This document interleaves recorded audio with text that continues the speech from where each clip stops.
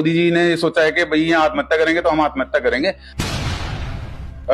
पिछली बार चलो कुछ गिने चुने आदमी थे, उनके विरोध में कुछ खुल के नहीं सामने आ पाए, लेकिन अब की बार पूरा गांव खुल के सामने है। ये मान लीजिए कि गाड़ी में आग तक लगेगी।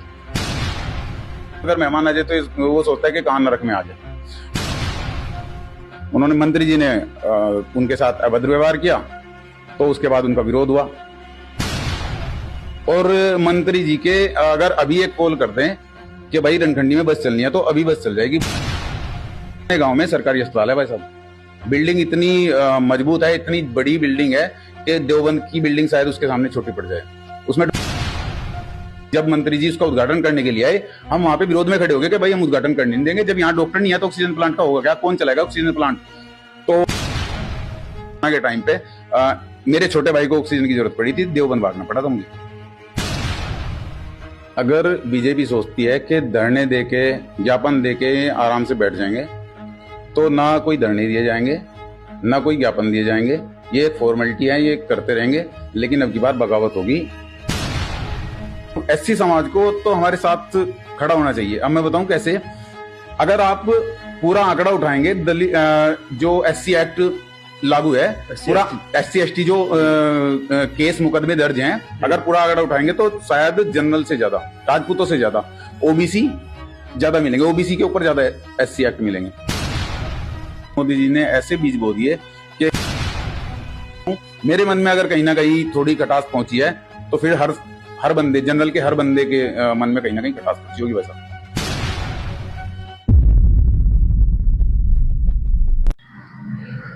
नमस्कार दोस्तों, जीरो फिल्टर टॉक पर मैं आपका दोस्त गुरजोत सिंह सेठी आज आपको मिलवाएंगे एक ऐसे व्यक्ति से, ऐसी शख्सियत थे जो आज सोशल मीडिया पर अपने वीडियो के कारण वायरल हो रहे हैं। क्षेत्र के सहारनपुर जिले के बड़े राजपूत गांव रणखंडी, राजपूत बहुल्य गांव रणखंडी, उसके रहने वाले सत्या राणा, जो कि एक सामाजिक कार्यकर्ता है। महाराणा प्रताप समिति जो रणखंडी की बनी हुई है उसमें भी शामिल हैं और सामाजिक मुद्दों को लेकर आए दिन कोई ना कोई आवाज उठाते रहते हैं।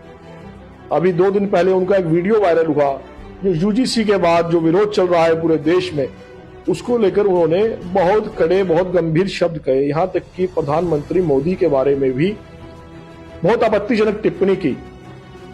हमारे साथ मौजूद है सत्या राणा। आइए उनसे ही जानते हैं कि उनका इन शब्दों को लेके, इस वीडियो को लेके और भी दूसरे मुद्दे हम लेकर क्या कहना है। बातचीत करने से पहले आइए देखते हैं वो वीडियो। मैं मोदी जी को एक नाम देना चाहूंगा, सांप, जिसे हम नाग देवता समझ के पूजते रहे।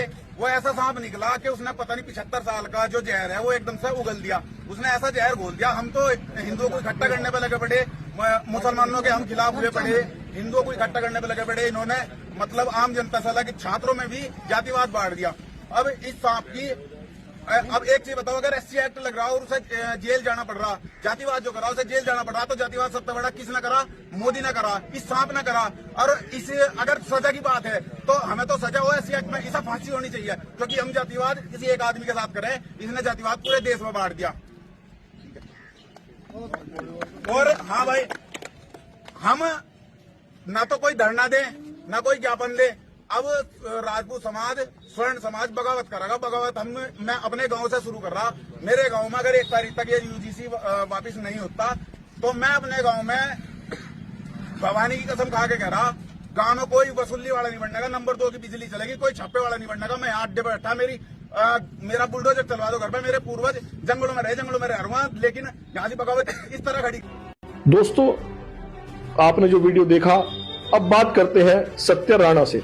सत्या राणा, आपका स्वागत है हमारे चैनल जीरो फिल्टर टॉक पर।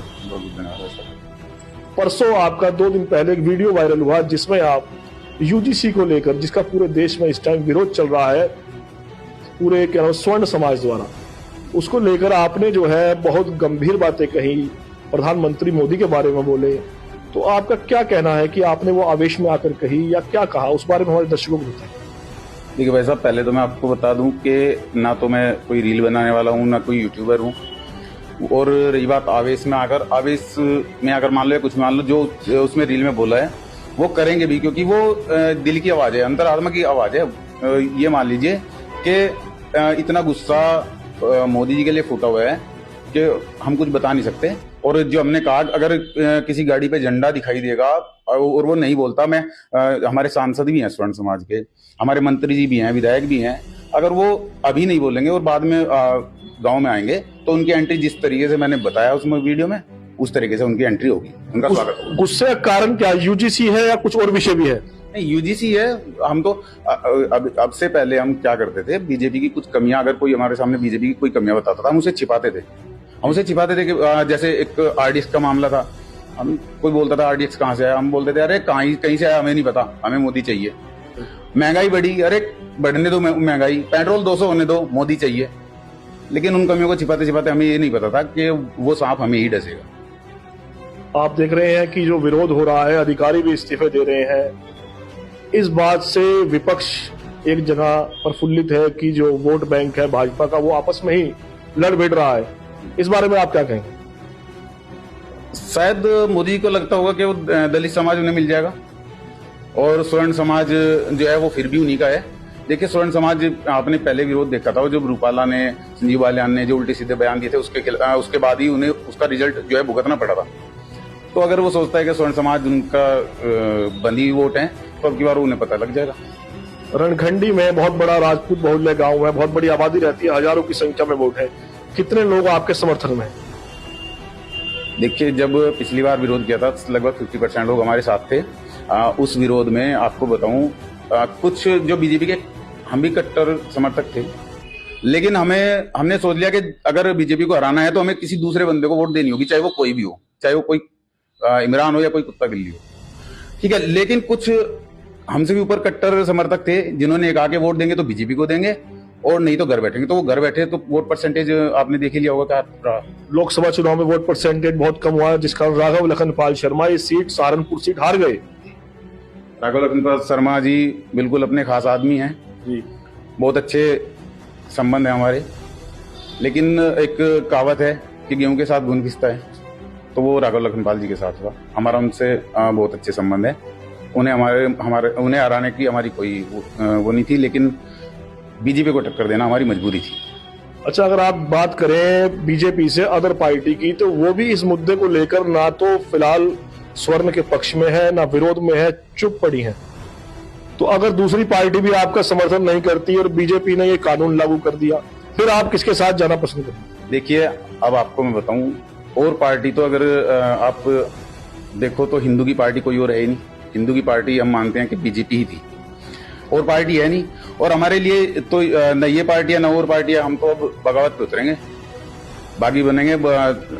एक किस्म से अगर मोदी जी ने सोचा है कि भाई ये आत्महत्या करेंगे तो हम आत्महत्या करेंगे, लेकिन हमारा आत्महत्या करने का तरीका भगत सिंह जी वाला होगा, सुभाष चंद्र बोस जी वाला होगा, महाराणा प्रताप जी वाला होगा। अगर यूजीसी की बात करें सत्या जी की, जो फिलहाल दावे चल रही है मीडिया में कि ये एससी समाज के लिए बहुत फायदे की चीज रहेगी, बहुत फायदा रहेगा, तो इस बारे में आपका क्या कहना है? ऐसे मैं एक बात बताना चाहूंगा जो अभी तक ना तो किसी ने शायद ध्यान दिया होगा इस बात पे। एक बहुत छोटा सा पॉइंट है और जो एक बहुत बड़ी बात है। आपको बताऊं, एससी समाज को तो हमारे साथ खड़ा होना चाहिए। अब मैं बताऊं कैसे। अगर आप पूरा आंकड़ा उठाएंगे, जो एससी एक्ट लागू है, पूरा एससी एसटी जो केस मुकदमे दर्ज हैं, अगर पूरा आंकड़ा उठाएंगे तो शायद जनरल से ज्यादा, राजपूतों से ज्यादा ओबीसी ज्यादा मिलेंगे, ओबीसी के ऊपर ज्यादा एससी एक्ट मिलेंगे। अच्छा। अभी इसमें इन्होंने ओबीसी को ऐड कर दिया। अच्छा। मतलब वो अब एससी समाज ओबीसी पे एससी एक्ट नहीं लगा पाएगा। अच्छा। उसके लिए केवल हम बच गए, वो हमारे ऊपर लगा पाएंगे। और जबकि हमारे साथ उनका अच्छा खासा भाईचारा है। अगर केस दर्ज का पूरा आंकड़ा उठाएंगे तो हमारे ऊपर मुश्किल से 2-4% होगा, बाकी 90-95% ओबीसी समाज को होगा। आपको नहीं लगता कि ये जिस तरह कहा जाता है कि बटेंगे तो कटेंगे, ये नारे दिए जाते हैं, एक है तो सेफ है, मोदी जी का नारा है, ये जो यूजीसी जो आया है, नया कानून आया है, इसे लेकर क्या देश का हिंदू समाज आपस में बटेगा नहीं? देखिए, अभी तक हिंदू समाज तो एक होने में लगा हुआ था, इकट्ठा होने में लगा हुआ था, लेकिन मोदी जी ने ऐसे बीज बो दिए कि हिंदू समाज, अब मैं अपने गांव की बात बताऊं, अपने गांव में इतना अच्छा खासा भाईचारा है कि दोनों मिलकर एससी और जनरल साथ काम करते हैं। लेकिन अगर आज उनकी स्थिति देखोगे तो एक दूसरे को देख के थोड़ा बहुत कहीं ना कहीं अब मैं एससी समाज से बहुत ज्यादा जुड़ा हुआ हूँ। जब मैं अपने मन को जान सकता हूँ, मैं अपने मन की बात बता सकता हूँ। मेरे मन में अगर कहीं ना कहीं थोड़ी खटास पहुंची है तो फिर हर बंदे, जनरल के हर बंदे के मन में कहीं ना कहीं खटास पहुंची होगी। वैसा आप क्षेत्रीय विधायक ब्रजेश सिंह का विरोध कर चुके हैं, जिसकी वीडियो पूरे देश दुनिया में वायरल हुई थी। अब भी आप कह रहे हैं कि अगर ये सीयूजी कानून लागू हुआ तो आपका प्रत्याशी जो भी भाजपा का आएगा अपने गांव में उसके झंडे उतारेंगे, विरोध करेंगे, क्या ये सही है?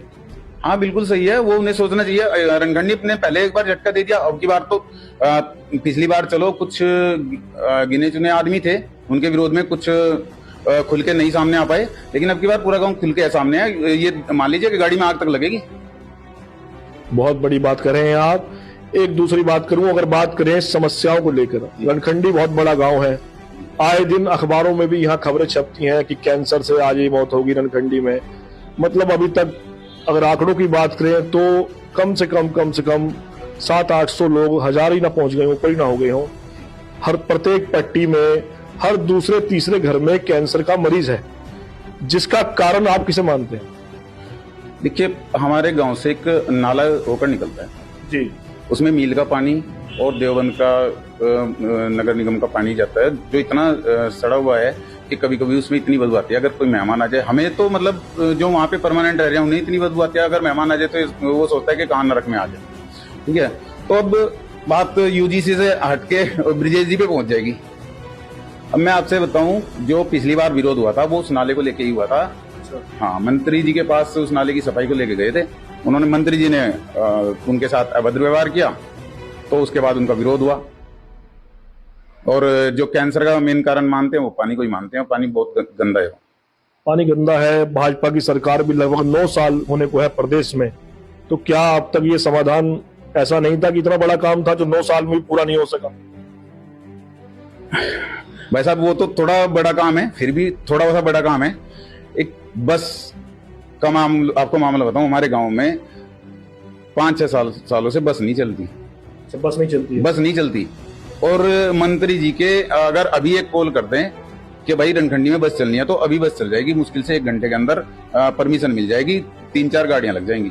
वो तक आज तक काम नहीं हुआ। इतना सा छोटा सा काम है। अपने गांव में सरकारी अस्पताल है भाई साहब, बिल्डिंग इतनी मजबूत है, इतनी बड़ी बिल्डिंग है कि देवबंद की बिल्डिंग शायद उसके सामने छोटी पड़ जाए।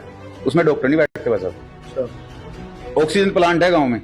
ऑक्सीजन प्लांट का विरोध किया हमने कि भाई जब मंत्री जी उसका उद्घाटन करने के लिए आए, हम वहां पे विरोध में खड़े हो गए कि भाई हम उद्घाटन करने नहीं देंगे। जब यहाँ डॉक्टर नहीं है तो ऑक्सीजन प्लांट का होगा क्या? कौन चलाएगा ऑक्सीजन प्लांट?